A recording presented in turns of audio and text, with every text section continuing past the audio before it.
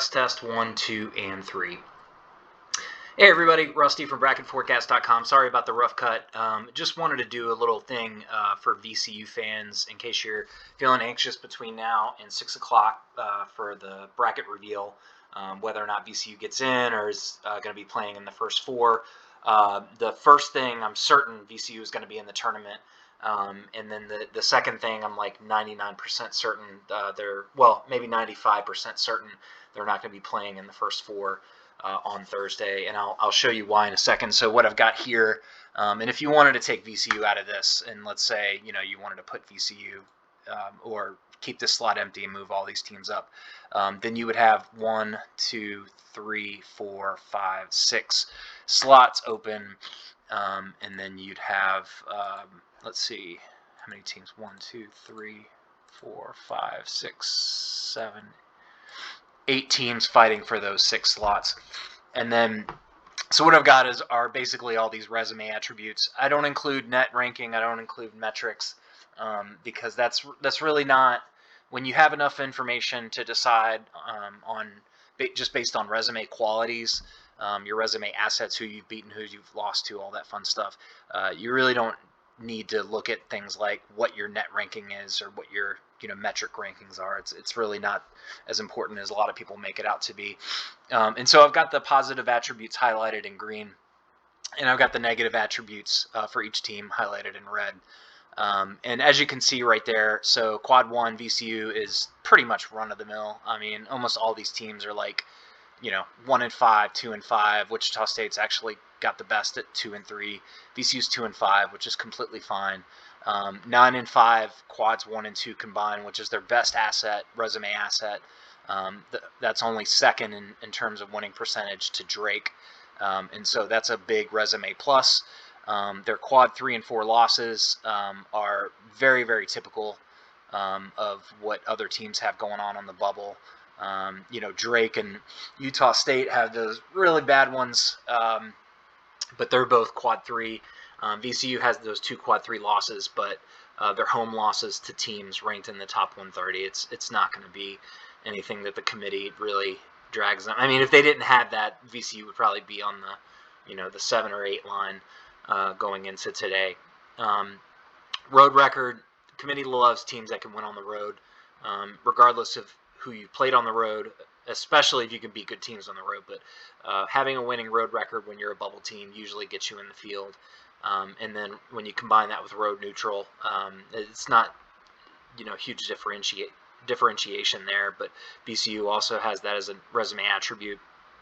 Against the field or under consideration, and so I did include Memphis and St. Louis in that consideration for the purposes of this project. And so when you include our win against Utah State and home win against St. Bonaventure, St. Louis, and then the neutral court win against Memphis, then we're 4 and 3 against the field or teams under consideration. And then the second one is against the field or under consideration away from home, which I think plays a lot bigger factor than teams would like to admit, and I think that's why Syracuse may find themselves in a lot of trouble later. But for VCU, you've got the win. Utah State, Memphis. Did I include one extra? If I did, I apologize. I'm trying to think of who's that third win away from home. I might have. It might be 2 and 3, but regardless. So let's go ahead and fix that. And then as far as your 3 best wins, the only team that really has something to worry about there is like Wichita State. I actually probably should color because their 3rd best win is really not anything impressive at all. And then maybe Drake. You might dock Drake a little bit because they're 2nd and 3rd best wins. Other than their win against Loyola, they really don't have a whole lot. But VCU's 3 best wins are right there in line with the teams competing for bids. So when you look at all that together, VCU has no negative traits, and they have 4 positive traits on their resume. And so if I'm ranking all these teams, then VCU is far and away 1 out of, what did I say? What is that? 1 out of 8. So if that were the case, then, and like I said, it's not even really that close, then I would be putting, let's just assume for a second that the committee wanted to put Rutgers, Maryland, Michigan State all up ahead. Then you would be putting VCU as the last 10 seed, and I do think that that's where they're going to end up on the 10 line. Going to be a little bit dangerous because some of those 7 seeds are some pretty formidable.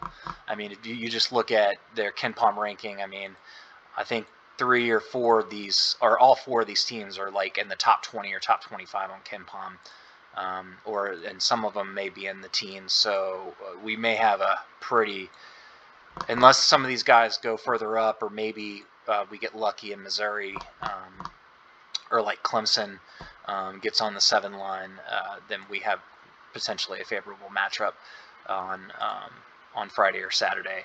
But yeah, just wanted to do that to quell your worries a little bit. VCU is in the tournament. I highly doubt they'll be in the first 4, and I think we're going to have a lot to look forward to here in a few hours. All right, guys, don't worry about the game today. We'll feel a lot better in a few hours once our name's called on a selection Sunday. Just hope we get a good draw.